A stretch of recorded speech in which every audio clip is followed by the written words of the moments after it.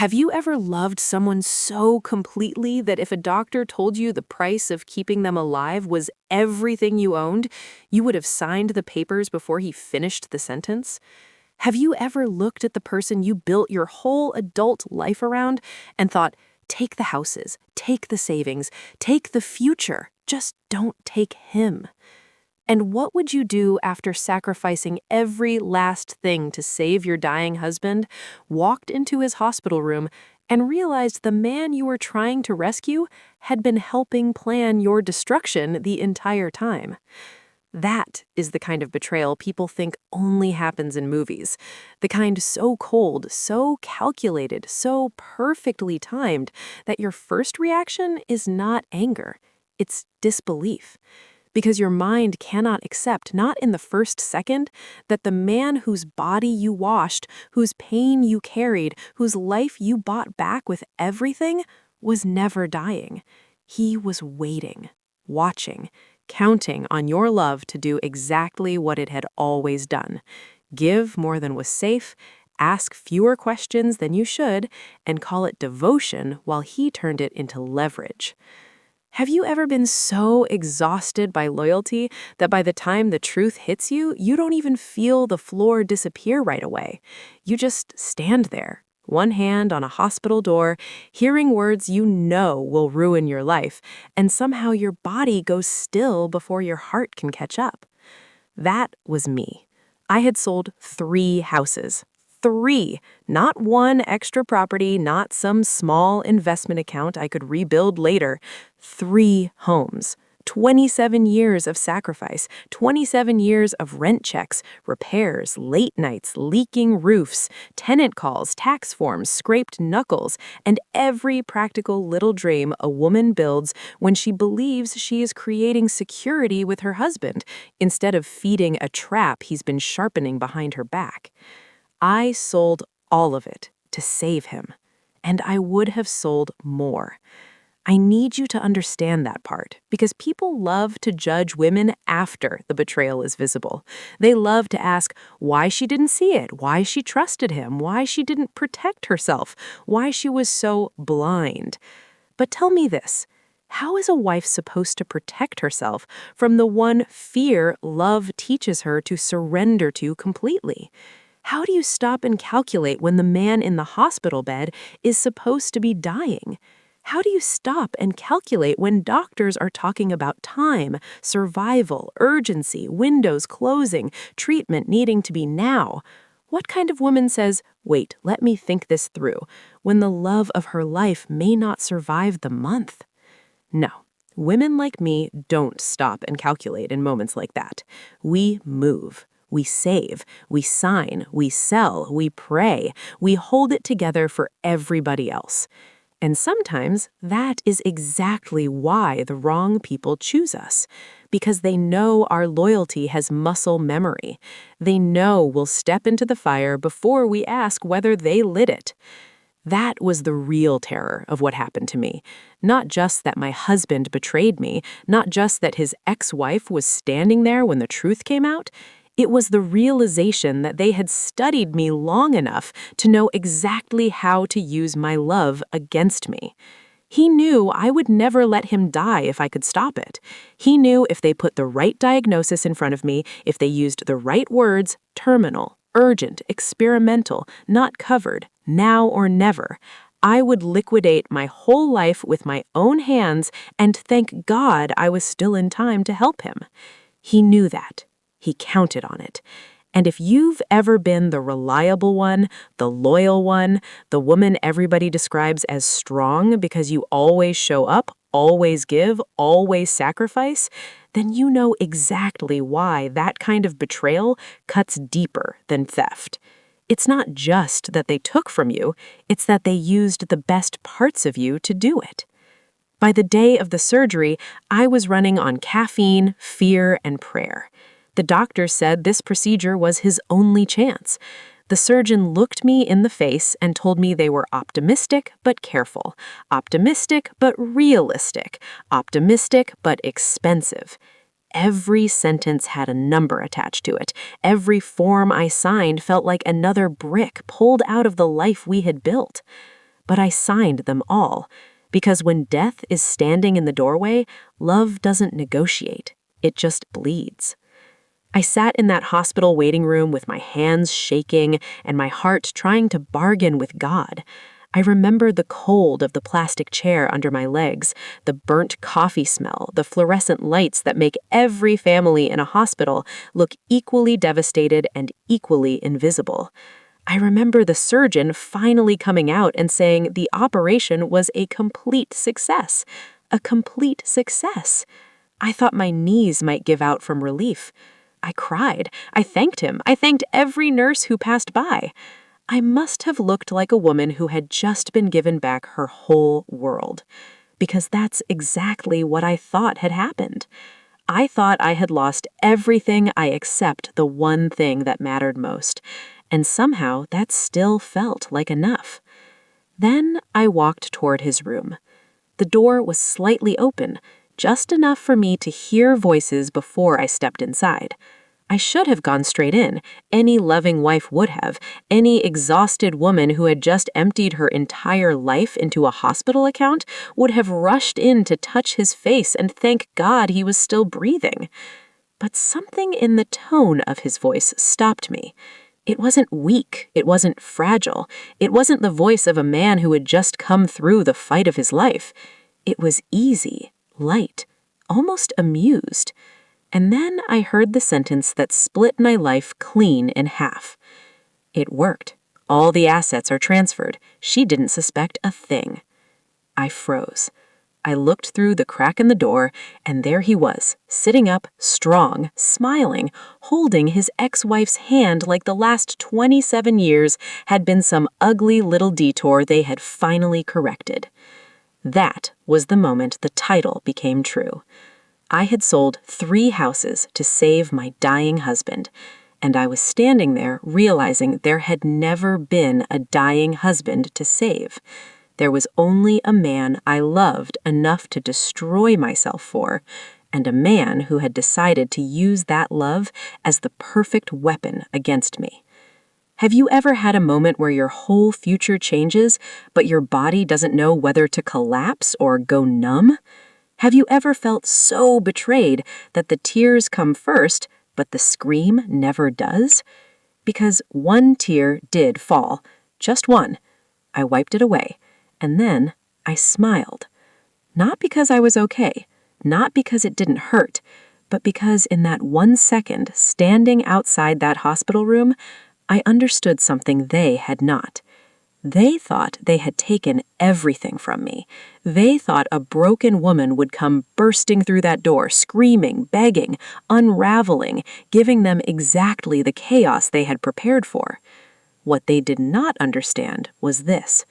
Once a woman realizes she has already lost everything she was afraid to lose, she becomes very dangerous.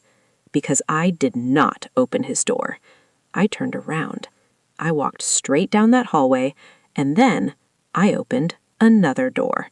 If you had looked at our life from the outside before all of this happened, you probably would have called us one of those solid couples. Not flashy, not glamorous, just established. The kind people describe with that word that sounds so simple and costs so much to build. Secure.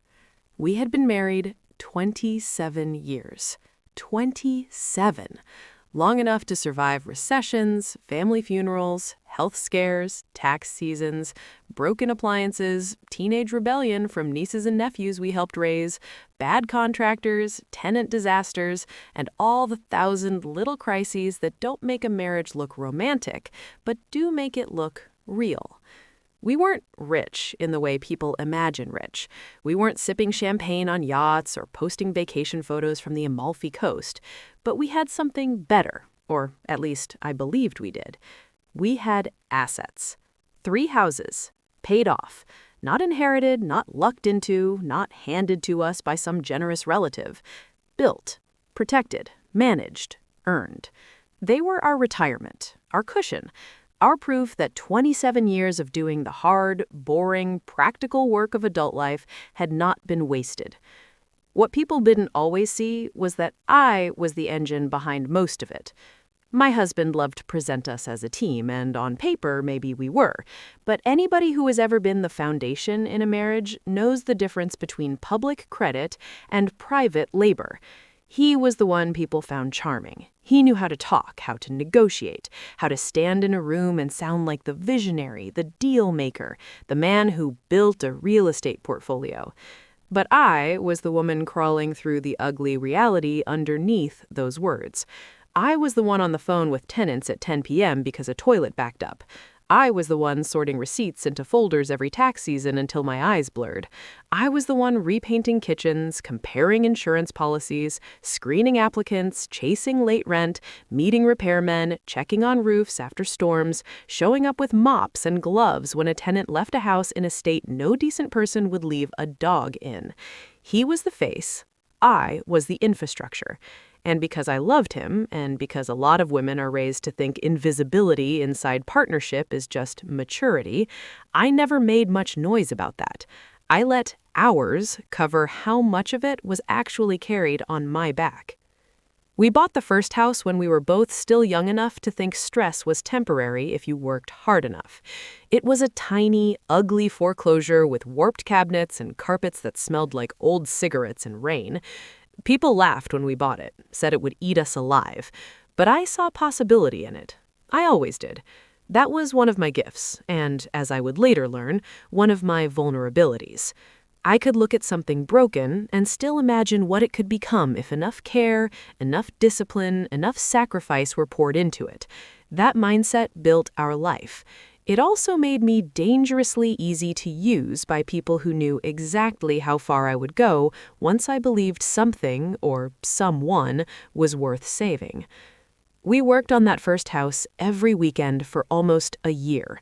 I painted until my wrists ached, tore up flooring, cleaned mold, learned things from YouTube and older neighbors and stubborn trial and error. We rented it out. Then we bought the second, then the third. Not quickly, not easily. Every step forward was bought with some version of delayed comfort. We skipped vacations, drove old cars longer than we should have, said no to little luxuries because roofs, plumbing, and property taxes do not care whether you were tired. We built our future in receipts and sweat and discipline. And because I believed I was building it with my husband, every sacrifice felt meaningful. That is the tragedy of betrayal. It does not just steal what you have, it contaminates what you thought your labor meant. I was 52 when all of this happened, and by then I'd started thinking more seriously about rest. Not laziness, not withdrawal, just rest. A softer next chapter. Maybe fewer emergencies. Maybe finally letting those 3 houses carry us instead of us carrying them. I had earned that thought. We both had, I believed. The mortgages were gone, the equity was real, our retirement looked safer than most people's. For the first time in decades, I could see a life where I wasn't always one call away from another practical disaster. We talked about travel, small things, Charleston, Vancouver, maybe a month in Jamaica if we planned carefully. We talked about breathing. That is what made the diagnosis so devastating. It did not just threaten his life, it threatened the first season of mine that had begun to look like it might include peace. It started 6 months earlier with fatigue. At first, it was the kind of fatigue middle-aged people ignore because life teaches us to do so. He said he felt run down. Then came the weight loss, the night sweats, the headaches, the weird little moments where his hand would shake and he'd laugh it off. I told him to see a doctor. He delayed. Men do that. Then one day, he collapsed in the kitchen. Not dramatically, but enough. Enough to make denial impossible. That set everything in motion.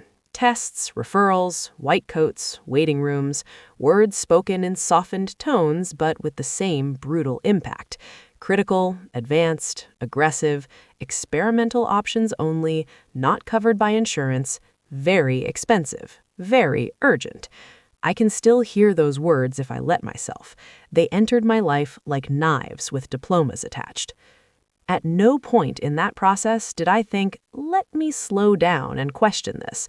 Why would I? This was my husband, the man I had spent 27 years building a life with, the man whose blood pressure medicine I reminded him to take, whose coffee I made the way he liked, whose body I had slept beside for decades, the man whose name was tied to every legal document and every private dream I had.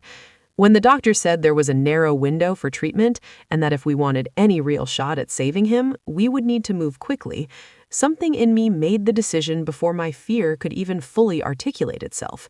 Sell what needs to be sold, move what needs to be moved, keep him alive.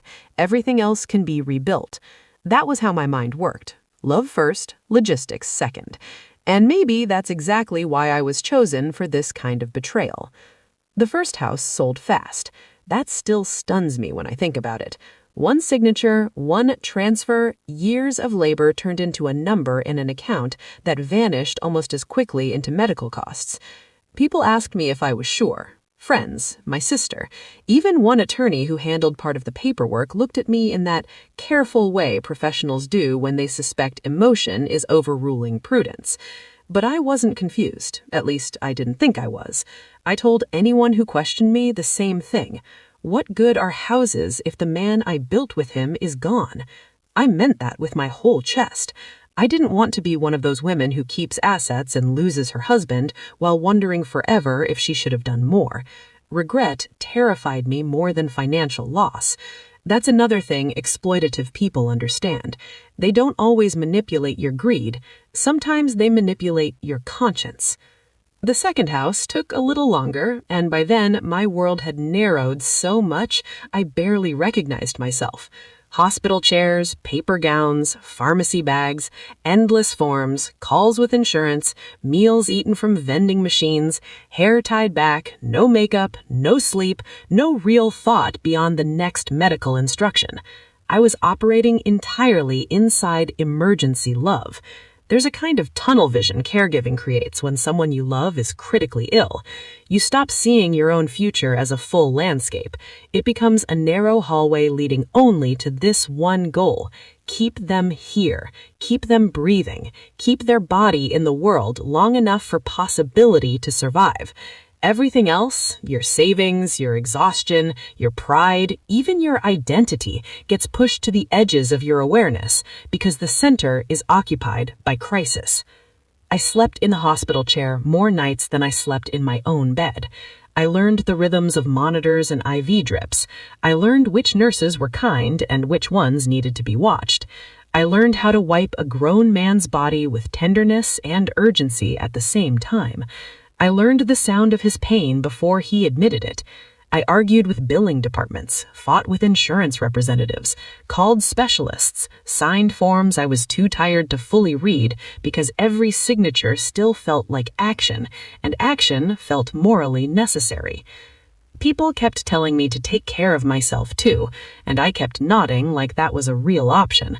But who exactly was supposed to matter to me in that season, besides him? That's how deep love can turn into vulnerability. Not because love is foolish, because in true emergency, love narrows your world so completely that anyone operating outside your emotional tunnel can move pieces around you before you even realize a game is being played. The third house was the hardest, not financially, spiritually. By then, I knew what it meant. Selling the third house was not just finding the money, it was crossing the line between sacrifice and total exposure. It was giving up the last thing that made our future feel structurally safe. But by then, the language around his condition had become so urgent, so emotionally weaponized by the people presenting it, that saying no would have felt like choosing his death with my own hands. Do you understand how powerful that is? Not just fear, but moral fear. The fear that if you hesitate, if you preserve even one practical safeguard for yourself, and then he dies, you'll spend the rest of your life wondering what. So I sold the third house. I sold it with shaking hands and a calm face. I sold it while people around me called me devoted and strong and selfless. I sold it because if saving him required me to burn down every practical thing I had built, then I would stand in the ashes later and figure it out. At least that's what I believed. There were people who tried to warn me. My sister, most of all. She said things I did not want to hear. Keep something in your own name. Why do they need full transfer authority? Why does everything have to move so fast? You've worked hard to be this exposed. At the time, her questions felt almost insulting. Not because they were unkind, because they forced me too close to a possibility my heart absolutely refused to entertain. I snapped at her once, and I still hate that I did. I told her, "He is dying. I don't have time to be suspicious." That sentence says everything, really. I thought suspicion was the opposite of love. I thought protecting myself in the middle of his illness would make me disloyal. I did not understand yet that some people count on exactly that kind of loyalty because it gives them room to strip you clean while you're still calling it devotion. And then there was the ex-wife. She appeared about a week before the surgery. That timing matters. Looking back, it matters too much. But in the moment, I was so tired, so emotionally hollowed out, that my instincts had no fuel left to fight with. He told me she heard about his condition and wanted to say goodbye, wanted closure, wanted to be at peace before the worst happened. That is how he framed it. And because death, or what I thought was death, softens the borders people usually guard, I let it happen. I thought maybe this was one of those moments where human beings set old wounds down because mortality makes everything else look small. I thought maybe a woman who once loved him wanted to release old bitterness before he died. I did not have the emotional energy to police Grace, so I stepped aside. I let her come. I let them talk. I even thanked God privately that maybe in the face of possible loss, everybody was becoming softer and more humane. That, too, was part of the setup. What I didn't understand then was that I wasn't just exhausted. I was being shepherded, directed through a crisis with all the right emotional cues placed around me. Urgency, sympathy, reunion, goodbyes, practical forms, medical pressure, asset transfers for treatment authorization. Every piece of it was calibrated to keep me moving too fast to examine the architecture underneath. And because I was a wife trying to save a dying man, I did exactly what they expected. I signed, I sold, I comforted, I trusted. I gave them the best parts of myself in the exact order required to dismantle my own safety. So, by the morning of the surgery, I was no longer simply a devoted spouse. I was a woman who had emptied out the entire practical body of her life in exchange for one hope, that the man in that operating room would live. That hope was all I had left. No houses, no financial cushion, no backup, no quiet little retirement dreams tucked away in equity and rental income. Just him. If he lived, I told myself, then all of it would still make emotional sense. Hard, yes. Scary, absolutely. But meaningful, survivable, worth it. That is what made the moment outside his hospital room so devastating. Not simply that I heard him betray me, but that I heard it after I had reduced my entire future down to his survival, only to learn that survival had never actually been what he was asking me to buy. He was asking me to finance my own destruction. And because I loved him the way I did, I paid the invoice in full. The people will tell you that the hardest part of caring for a dying person is the grief, the exhaustion, the fear of the day they stop breathing. For me, the hardest part later turned out to be realizing I had never been caring for a dying man at all. I had been performing my part in a script 2 other people had written long before the first doctor's appointment. Every bad night, every time I wiped sweat from his forehead, every argument I had with a billing department, every signature I put on a sale document, all of it was not love being tested, it was obedience being measured. They were watching to see how far I would go, how much I would give, how little I would ask for in return. I did not see any of it at the time. I was too tired, too focused, too wrapped up in the work of keeping him alive. The ex-wife started visiting more often after that first appearance, and every time I felt the smallest flicker of suspicion, I would talk myself out of it. I would tell myself I was being petty. I would tell myself people set old grudges aside when death is on the table. He would always frame her presence as something he was doing for my benefit. He would say, "You've been running on fumes for months," he'd say, soft, tired, like he was thinking only of my rest. I would thank him. I would leave. I never once thought that the hours I was gone were the hours they spent refining their plan. The final step came 3 days before the surgery. He was weak, or at least he performed weakness, when he pulled out the stack of paperwork and explained it to me like he was handing me a gift. He said with all the medical costs, with the possibility of future bills, with insurance still fighting to deny parts of the treatment, it would be safer if all the proceeds from the house sales, all of our combined assets, were temporarily fully transferred into his name. That way, he said, if the worst happened and he didn't make it, the hospital couldn't place liens on what was left for me. He framed it as protection, as love, as him looking out for my future even when he might not be around to see it. I was so tired, so grateful that even while dying, he was still thinking of my security, that I signed every page without reading the fine print. I did not know then that I was not signing a form to protect myself. I was signing the final document that transferred every single thing I had ever built, fully and legally, into his control. I barely slept the night before the surgery. I sat beside his bed and I held his hand. I told him I loved him. I told him we would start over. We would rebuild. It didn't matter that we no longer had the houses, as long as we had each other. He squeezed my hand and told me it would all be worth it. I believed him. I had no reason not to. The 8 hours I spent in that waiting room were the longest of my life. I didn't eat. I didn't drink anything but lukewarm vending machine coffee. I prayed. I replayed all the good years in my head. The first house, our first anniversary, all the small, quiet moments that made 27 years feel like they had mattered. Every time a member of the surgical team walked through the doors, my chest would tighten so hard that I could barely breathe. Until finally, the surgeon walked out. He was smiling.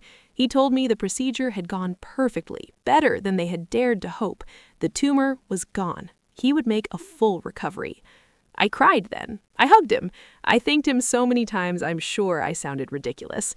For one glorious, shining 30 seconds, I thought all of it had been worth it. I thought we had won. I already started imagining the future, stripped down, smaller, but ours. We didn't need 3 houses, I told myself. We only needed each other. We could work. We could build it all back. I walked down the hallway towards his room so light on my feet I almost felt like I was floating. The door to his room was slightly ajar. I almost pushed it open immediately, but I stopped because I heard laughter. Not the thin, exhausted laugh of a man who had just survived major surgery. Full, warm, relaxed laughter, the kind you have when you have no problems, no pain, no fear of the future. I froze with my hand on the door handle. "I still can't believe she fell for all of it," I heard his ex-wife say, soft and teasing. "You were right, she would sell everything without asking a single question." And then I heard his voice, the voice I'd woken up to for 27 years, the voice I'd held when he cried at his mother's funeral, the voice that had calmed me when we lost our first baby, the voice I'd trusted with every single soft and vulnerable part of myself. It worked. All the assets are transferred. She didn't suspect a thing. I didn't move. I leaned closer, almost without meaning to make sure I wasn't mishearing, that the stress and lack of sleep was not making me hallucinate. "Once we get discharged," he continued, "we'll tell her the only property left is already in my mother's name. She'll get nothing. The surgeon got his cut. All the paperwork is airtight. She has no proof of anything. She'll have to leave, and we get to keep everything we worked for." We. That one word landed harder than any insult ever could. We, as if the 27 years I'd spent painting walls, chasing rent, fixing leaky roofs, saving, sacrificing, building had never happened, as if all of it had been their work and I'd just been an inconvenient obstacle they had finally found a way to remove. One single tear rolled down my face. I did not make a sound. I wiped it away with the back of my hand, and I smiled. Not because I was happy, not because the pain was gone, but because I already knew exactly what I was going to do next. I did not go inside to see him. I turned around and I walked back down that hallway. I walked past the nurse's station. I walked past the other families waiting for good news. I walked past the vending machine where I'd bought that bad coffee earlier that day. I walked straight to the surgeon's office, and I knocked. For an instant, the door was completely silent, not just because no one was speaking, but because one person had finally said the thing no one expected to hear spoken so calmly. That office had one of those moments. He stopped moving. The air itself seemed to hold. He said, "You're threatening me?" And I said, "I am educating you." That wasn't planned. It just came out. But it was true. This man had spent months, maybe longer, participating in a system where everyone around me assumed I would be too loyal, too devastated, too ashamed, or too overwhelmed to become dangerous. He needed to be educated out of that assumption immediately. He tried to recover his footing by reaching for status. Do you have idea who I am? What this accusation would require to prove? He sounded offended now, but underneath it I could hear the first edge of panic, because professional men only invoke their own importance when they are no longer sure it will protect them by itself. I looked around his office, at the framed credentials, the books, the family photo, and then back at him. "Yes," I said, "you are a surgeon with a medical license, hospital privileges, financial records, patient files, billing patterns, staff who have seen too much, and a career built on public trust, which means you have far more to lose than I do." He stared at me. I could almost see the calculations moving behind his eyes now. Not whether I was telling the truth. He already knew that I was. The calculation was whether I had enough to hurt him and whether I was the kind of woman who would follow through. Men like him survive by reading risk. That's why they often misread women in the first place. They confuse tears with weakness, loyalty with compliance, kindness with lack of strategy. But when a woman sits in front of them with no theatrics, no visible need to be reassured, and no apparent fear of the consequences, they know. They know the old manipulations are not going to work. He sat down again. That mattered. Not because it was dramatic, but because it told me I had moved him out of authority mode and into defense. We were no longer doctor and wife. We were two people in a room measuring damage. He asked, more quietly this time, "What exactly do you want?" That question would have broken some women into tears. It almost should have broken me, because underneath it was the knowledge that this man had helped steal my life so thoroughly that he now had the audacity to ask what I wanted, as if I was bargaining over something vague. But I didn't cry. I had already done all my crying before the truth. Now I was all edges. "I want everything back," I said. "Every title, every account, every transfer, every last cent, and I want it done fast enough that my husband and his ex-wife never get the chance to move one more piece." He said, "That may not be possible." I leaned in then, just slightly, and delivered the line that finally made his face change in a way he could not hide. "Listen carefully. I do not care what may not be possible for you. I care what will be survivable for you if I walk out of this office and report every part of this to the medical board, to hospital administration, to financial crimes, to every journalist in this state who has ever wanted a story about doctors exploiting dying patients and their families." Then I paused. "And if you think I won't do that because I look tired, or because I look hurt, or because I look like a woman who still has too much dignity to go nuclear, then you have made the stupidest mistake of your life." That was the escalation completed. The scam had depended on my fear. Fear of death, fear of regret, fear of asking too many questions, fear of becoming difficult. In that office, I gave him something he had not built his plan to withstand, a woman with absolutely no fear left to exploit. He swallowed, actually swallowed, and in that tiny movement, I knew the next phase had begun. He was no longer deciding to dismiss me. He was deciding what part of the fraud was still salvageable and what part of his own future he was willing to burn to keep the rest. That's always the real turning point with people like him. Not when they feel guilty, when they start calculating loss. I sat back then, calm, composed, almost patient, because now, finally, he understood the real danger in the room wasn't the surgeon, the husband, or the paperwork. It was the wife they thought had nothing left. And I was about to make sure he acted like he knew it. He sat there staring at me, and for the first time since I had entered that office, he looked less like a surgeon and more like a man trapped inside his own bad decision. That mattered, because powerful men don't usually fold when they're accused. They fold when they finally understand the specific shape of the danger facing them. Not emotional danger, institutional danger, reputational danger, criminal danger. The kind of danger that follows them home into licensing boards, bank records, courtroom transcripts, and newspaper headlines. I had watched enough men posture in business over the years to know the exact second confidence turns into calculation. I was watching it happen to him in real time. He tried one last time to test whether I was bluffing. "You have no evidence," he said. But now even that line sounded thinner, weaker, less like a fact and more like a prayer. I almost smiled at that because it told me how frightened he really was.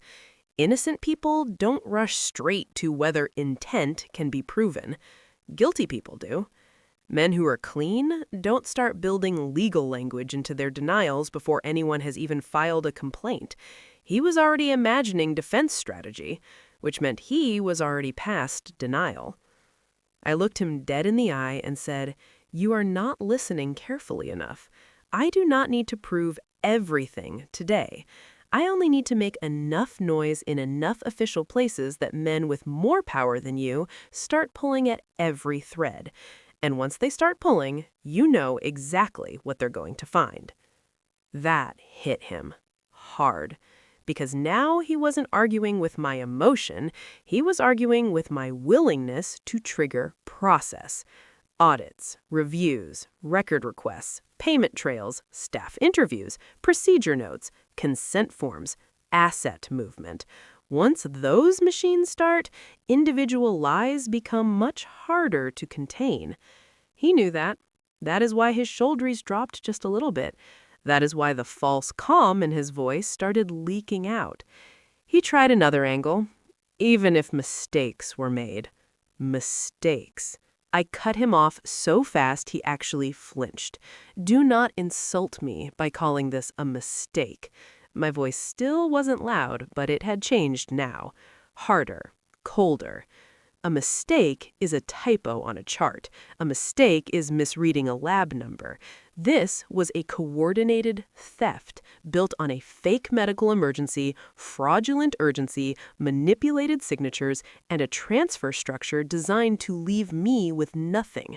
So don't you dare say mistake again. That was the first moment I let him hear the steel fully. Not rage. Rage burns too hot and too fast. Steel holds. And once he heard it, really heard it, I think he understood he was not dealing with a woman having a breakdown. He was dealing with a witness who had suddenly become impossible to intimidate. He looked down at his desk, and that small movement told me more than any confession could have. Men in authority do not look down unless they are already retreating inward. He was trying to think, trying to calculate whether there was any route left where he kept his license, kept his money, kept his name clean, and still protected my husband and his ex-wife from the full collapse of the scheme. But the trouble with complicated frauds is that once the emotional target understands the architecture, somebody in the chain usually has to be sacrificed, and surgeons with prestigious careers are not eager to be the sacrifice. He asked, much more carefully now, "What exactly would satisfy you?" There it was. The question of a man no longer trying to dismiss the threat, but price it. And maybe that would have satisfied some women, to hear the panic under the formality, to feel he was afraid now, to feel that shift in power and sit in it for a moment. But I was past satisfaction. I wanted restoration, complete, immediate, traceable restoration. Not promises, not future settlements, not we'll work something out. No, I had been fed enough soft language to empty out my entire life. I was done with soft language.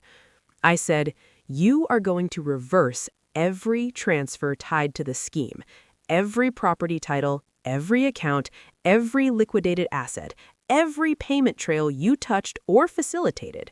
You are going to call whoever you need to call, sign whatever needs signing, and move whatever needs moving. And you're going to do it before my husband is discharged and before his ex-wife has enough time to shift one more thing out of reach. He stared at me. That is not something I can do by myself.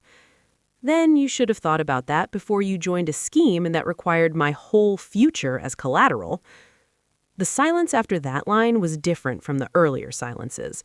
It was no longer the silence of him wondering whether to take me seriously. It was the silence of a man beginning to realize how much practical labor would be required to keep himself out of prison. Because that's what I had forced him into now. Work, paperwork, calls, damage control, panic with a pen in its hand. The exact thing he used my love to create for me in another form, I was now handing it back to him in another form. He rubbed his temple and said, if I agree to cooperate, then this stays out of formal channels. That was the closest thing to surrender I was going to get from a man like him in the first 10 minutes. He still needed to phrase it like negotiation, like he retained some authority. But I heard the truth underneath. He was asking for mercy, for me, the woman he just helped strip bare. I said, that depends entirely on how completely and how fast you cooperate. Then I leaned in and lowered my voice. And understand me very clearly, if $1 is missing, if one title remains compromised, if one hidden account shows up later, if my husband or his ex-wife gets the slightest warning from you that gives them time to move anything, I will burn your whole life down. I will not rest. I will not get tired. I will not get distracted. You picked the wrong woman to leave with nothing. That was the line that finished him. You could actually see the color leave his face, not all at once, but enough to know he finally believed me. And he should have, because the truth was, I meant every word, not in some theatrical revenge fantasy way, in the clean, terrifying way of a woman who had just realized she had already survived the thing she was most afraid of. What was left to scare me? Starting over? I was already at the beginning of that. Public humiliation? I had just listened to my husband laugh about destroying me. Social fallout? Let it come. Once you have sold your entire future to save a dying man who was never dying, shame loses a lot of its power. The fear he and my husband had counted on was gone, and in its place was discipline.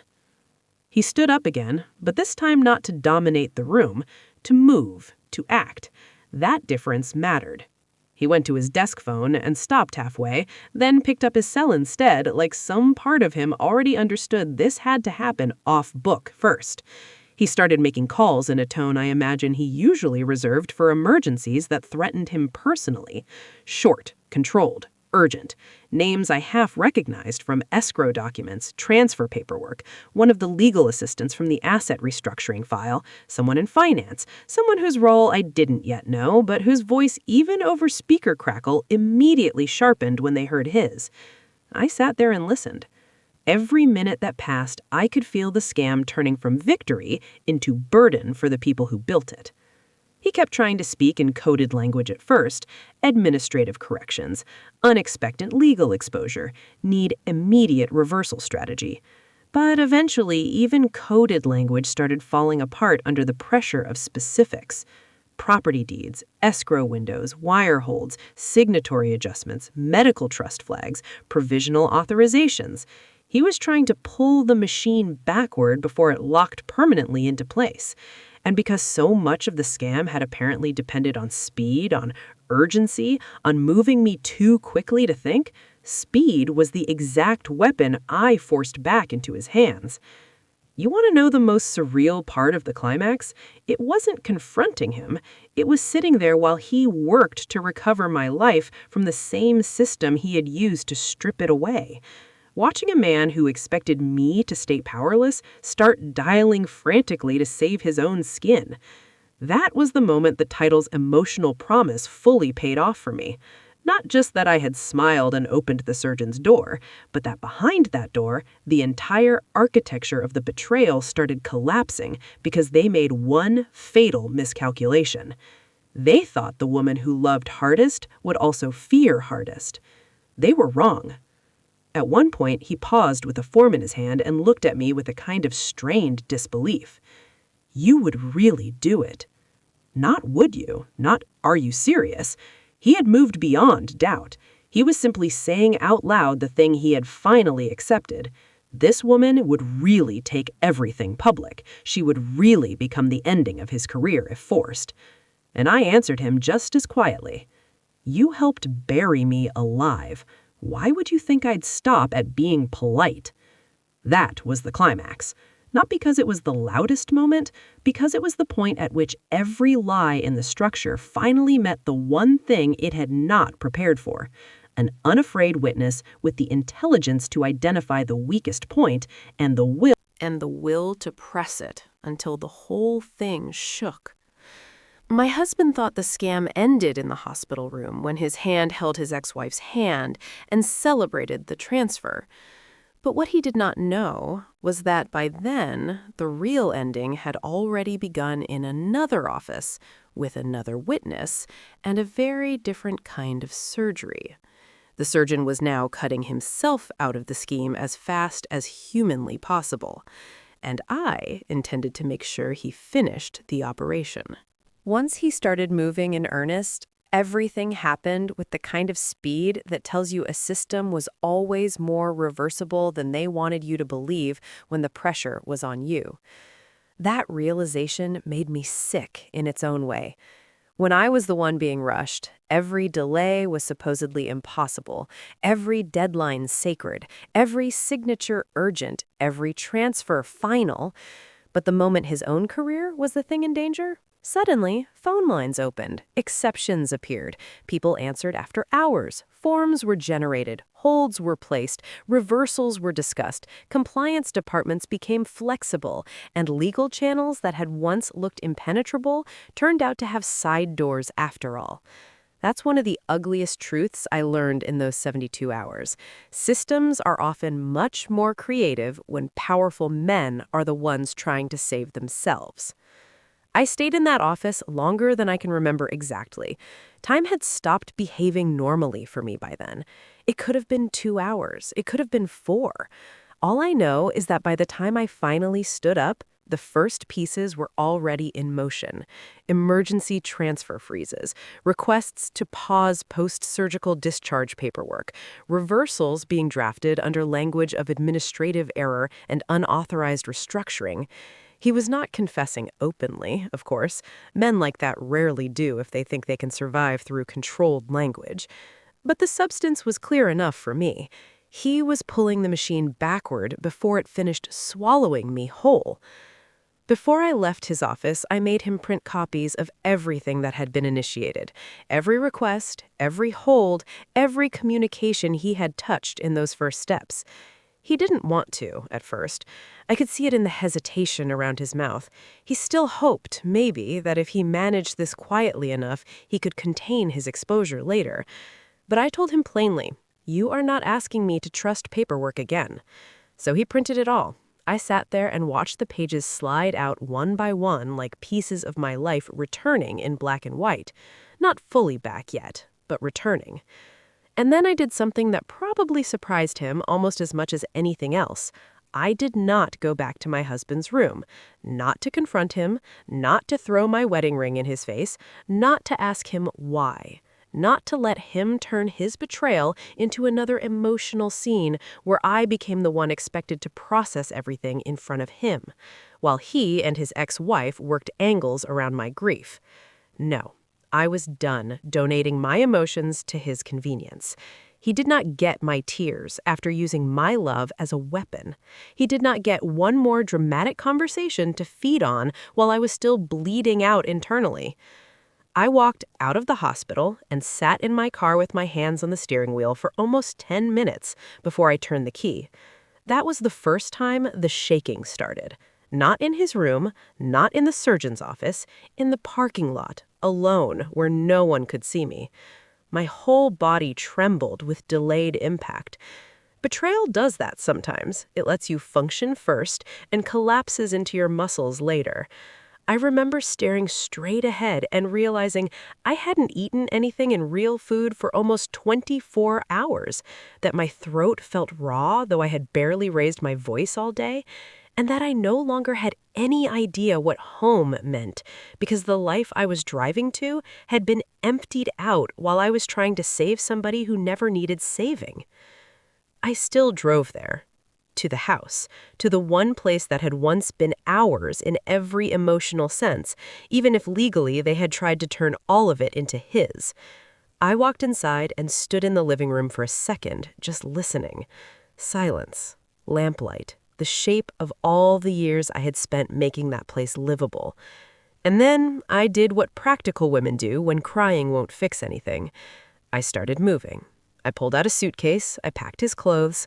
Not all of them, just enough. Essentials, shirts, pants, toiletries, the kind of things a healthy man leaving a hospital would need if he was going anywhere but back into my life. I put them by the front door, then I changed the locks. People ask me sometimes whether that was impulsive. It wasn't. It was one of the calmest things I've ever done. Because by then, I understood something fully. I was not reacting to a mistake. I was responding to an attempted erasure. This was not infidelity in the ordinary sense, not even just financial betrayal. This was a coordinated effort to use my labor, my loyalty, and my moral terror to strip me of every practical protection I had. Men like that do not come home to talk it through. They come home to re-enter the scene of the theft as if they still belong there. He no longer did. The next 72 hours were a blur of calls, signatures, copies, confirmations, and one long, terrifying lesson in how many moving parts can be attached to a life. But the reversals came fast enough to prove they had to. One title reverted, then another, escrow adjustments corrected, account access restructured, proceeds redirected, legal notices filed under quiet language meant to prevent immediate scrutiny, but effective all the same. By the end of the second day, one of the houses was fully back in my name. By the third, all three were. Not because justice is easy, because the surgeon understood that if he failed me now, I would make his name radioactive, and he knew I meant it. Every dollar he had helped move became a dollar he had to help recover. Every signature he had blessed became a liability he now had to neutralize. It was ugly, rushed, and done under layers of administrative phrasing designed to leave no permanent stain as possible, but I didn't care what they called it. Reversal was reversal. Return was return.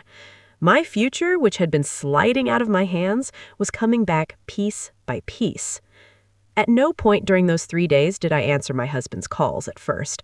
He called from the hospital room, then from recovery, then from a nurse's phone when I blocked one number. Text came next, at first confused, then irritated, then panicked. "Where are you? Why aren't you here? The hospital is asking questions. We need to talk." Need. That word nearly made me laugh. He had not needed to talk while stealing my life, but the minute the structure began to tremble under his feet, suddenly communication became urgent. By the time I finally answered him, it was because I knew enough had already been restored that he could no longer stop it. His voice came through the phone hot and unsteady. Not weak, not sick, not a dying man's voice. Angry, healthy, exposed. He demanded to know where I was, demanded to know why discharge paperwork was being delayed, demanded to know why legal notices were appearing, why account permissions were changing, why things were being reversed. That last phrase told me everything. He already knew the scam was collapsing. He just didn't know how much I knew or how exactly I got to it. I let him talk until he ran out of breath. Then I said very calmly, "I saved your life. Now you can go live it with her, but you will never touch a single thing I built ever again." He went silent, not because he had no words, because he hadn't expected mine. Men like him always imagine the betrayed wife either sobbing or screaming. They do not prepare for a woman who has crossed fully into clarity, a woman who no longer needs emotional explanation before taking material action, a woman who is not asking questions anymore because she already has enough answers.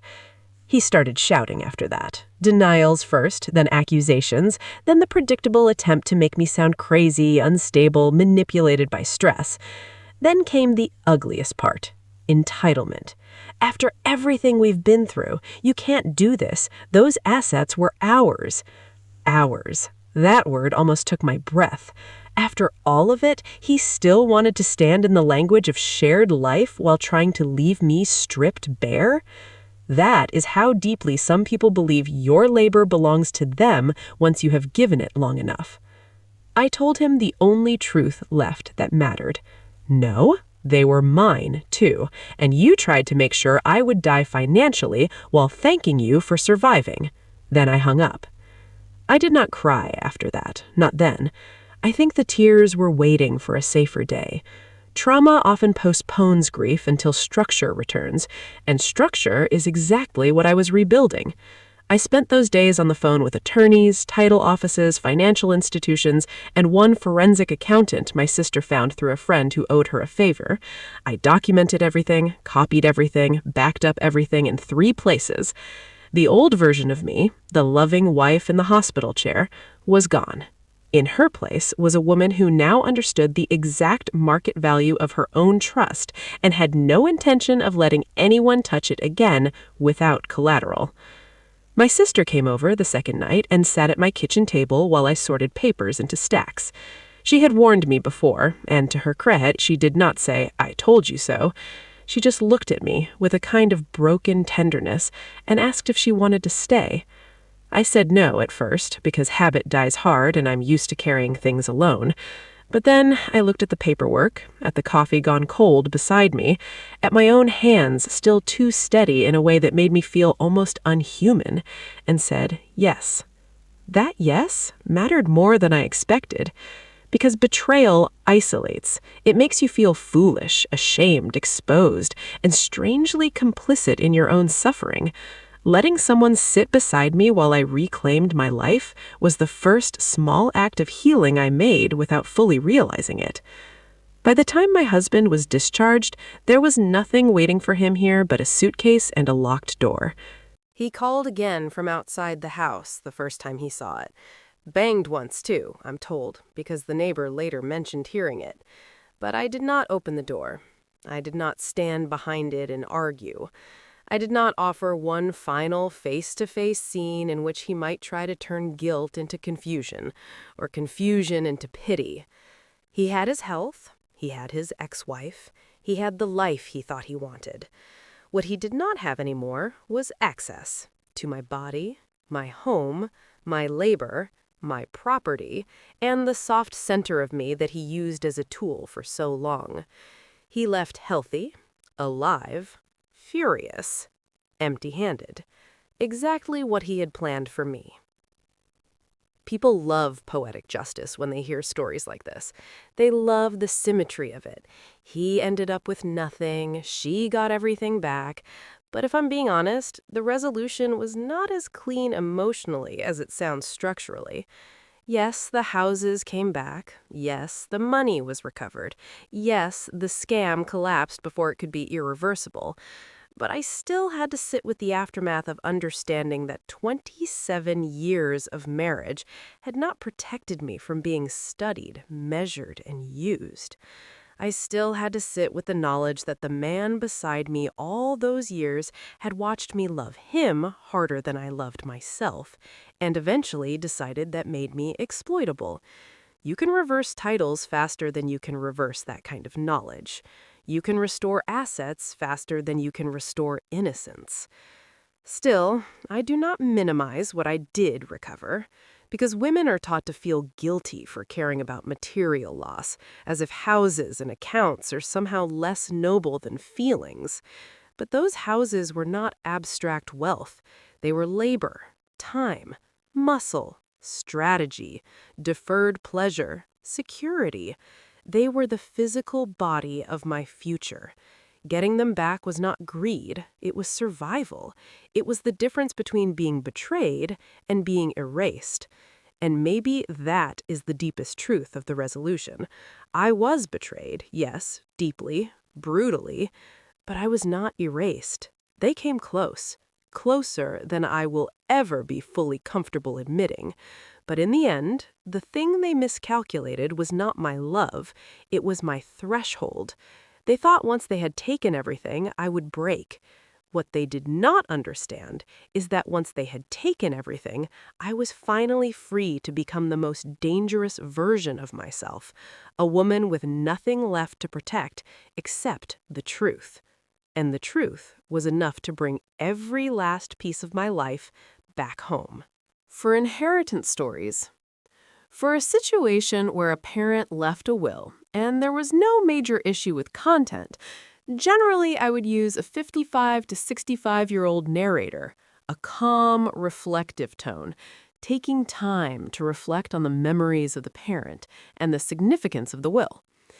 Now, if a child received nothing from the will, and that child is in their 40s or 50s, the narrator would likely have a more emotional, hurt tone, even if they're attributing the situation to a system. Now, for a grandparent story, I'd picture a 65 to 75-year-old narrator.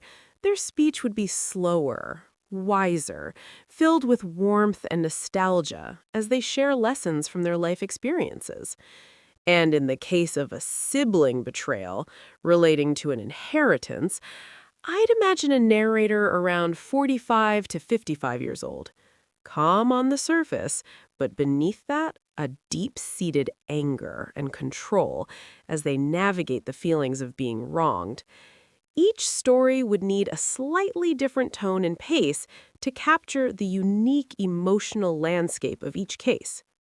For scammer revenge stories, if I were narrating about a charming and clever grandmother who outsmarted a scammer, I'd use a 65 to 70-year-old female narrator, a sweet, gentle voice, with a hint of play and cleverness, showing the scammer was no match for her. If I was telling a tale of a tech-savvy guy who caught a scammer, I'd use a 50 to 55-year-old male narrator, with confidence and sharpness in his voice to show his intelligence was the key to the victory. Now, if a story involved a retired FBI or cop who brought justice to a scammer, I'd choose a 60 to 65-year-old male narrator. His voice would be authoritative and calm, but filled with a sense of determination and justice. And last, if the story was about a widow who got back at a scammer, I'd imagine a 55 to 65-year-old female narrator.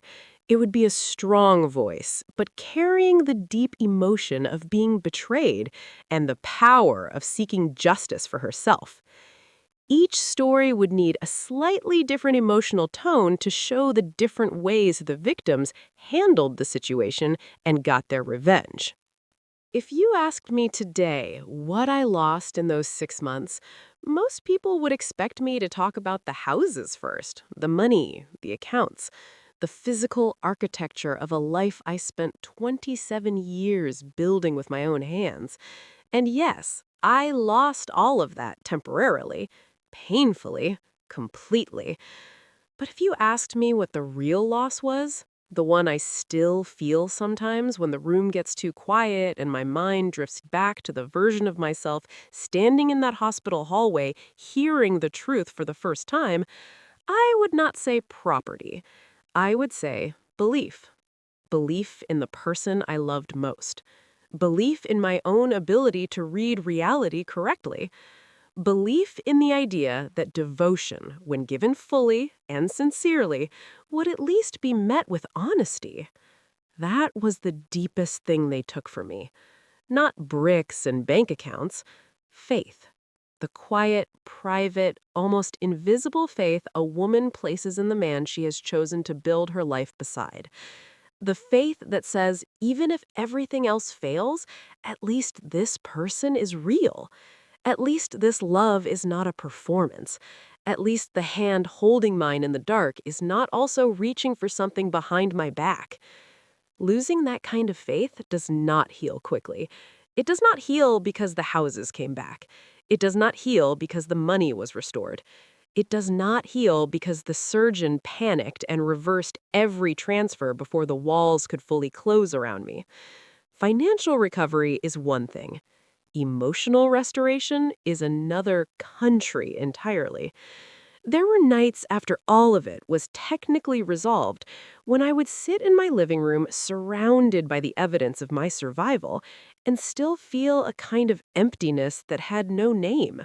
Not sadness exactly, not anger, something quieter and more disorienting. The feeling of being returned to your own life but no longer recognizing all the rooms in it. The furniture is the same, the walls are the same, but the woman standing in the middle of it has been fundamentally rearranged by what she now knows about love and its limits. That's the part of betrayal nobody prepares you for. Not the crisis, not the discovery, not even the confrontation. The afterward.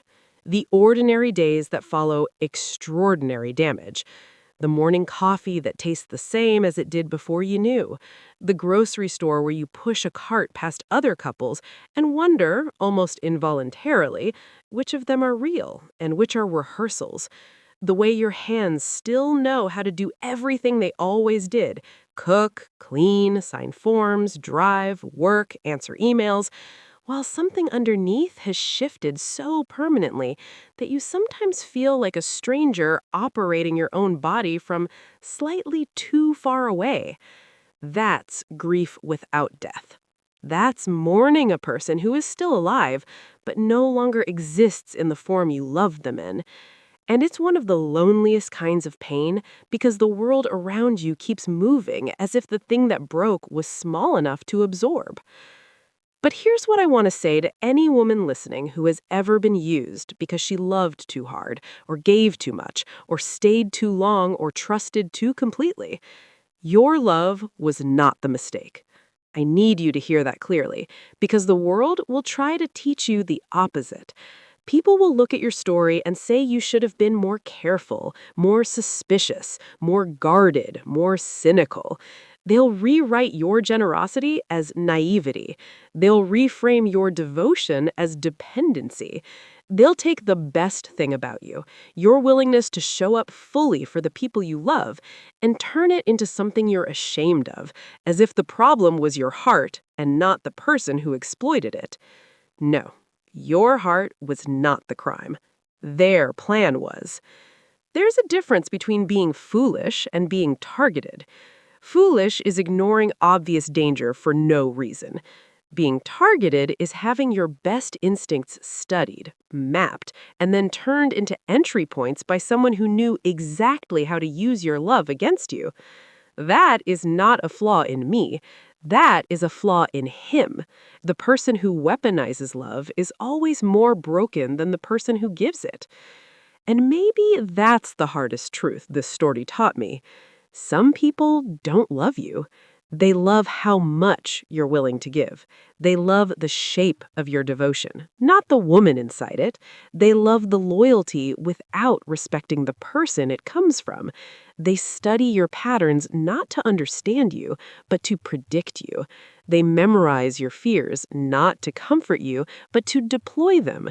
And they stay with you not because they cherish what you share, but because leaving before the harvest would waste all the emotional intelligence they have invested in mapping your vulnerability. That's a special kind of evil.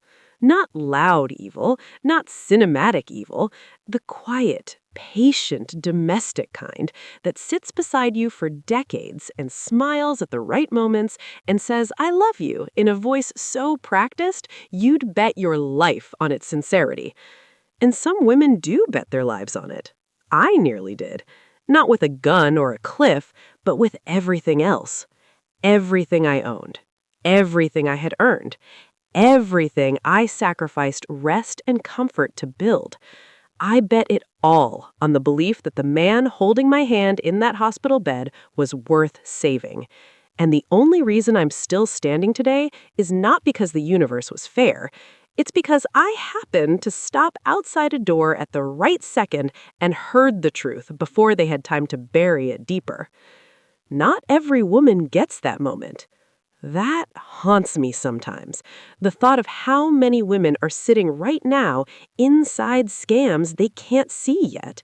Not all as elaborate as mine, some much simpler. Emotional theft disguised as partnership, financial erosion disguised as shared sacrifice, isolation disguised as closeness, control disguised as concern. The packaging changes, but the engine is the same.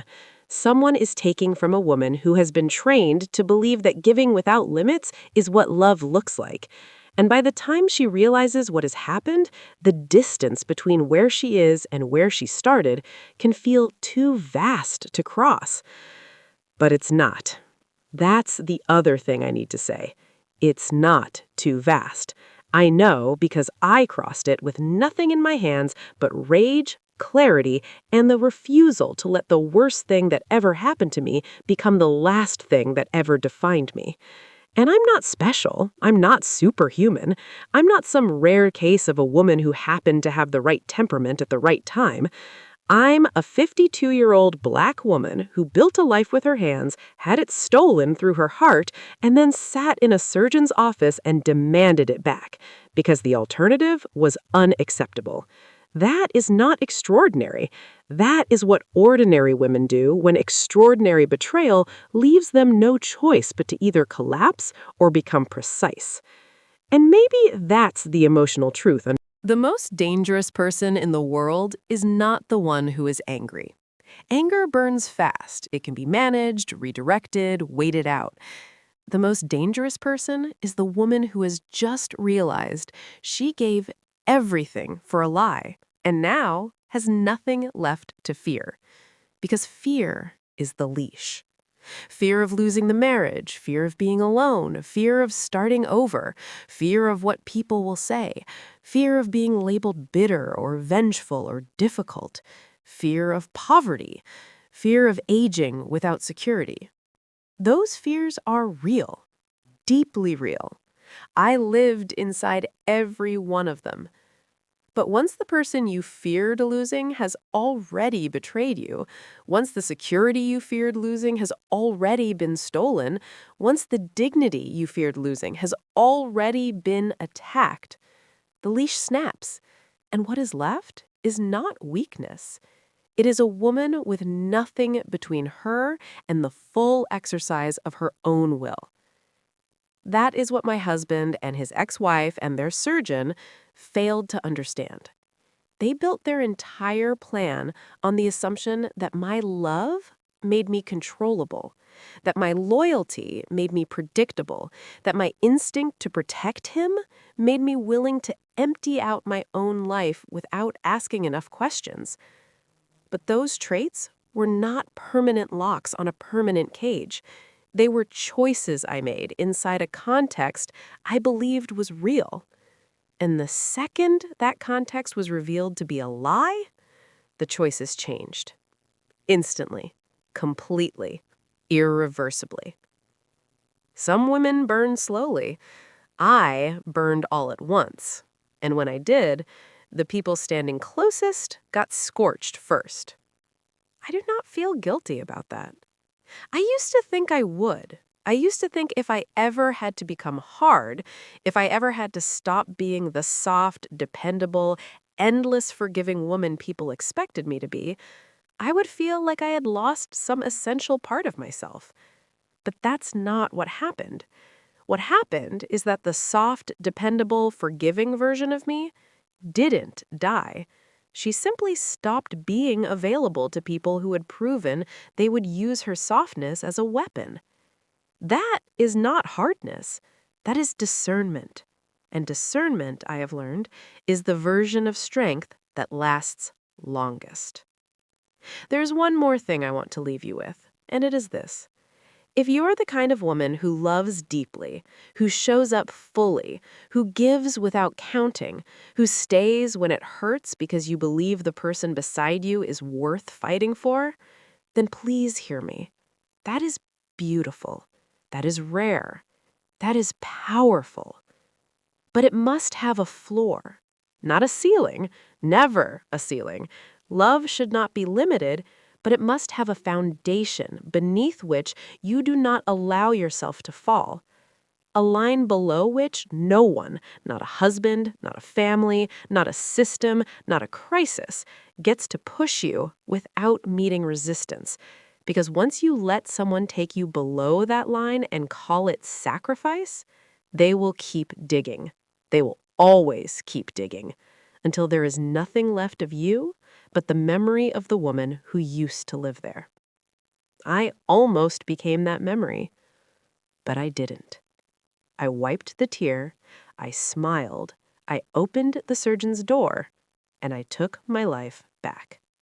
Not because I stopped being the kind of woman who loves hard, but because I finally became the kind of woman who loves herself just hard enough to survive it.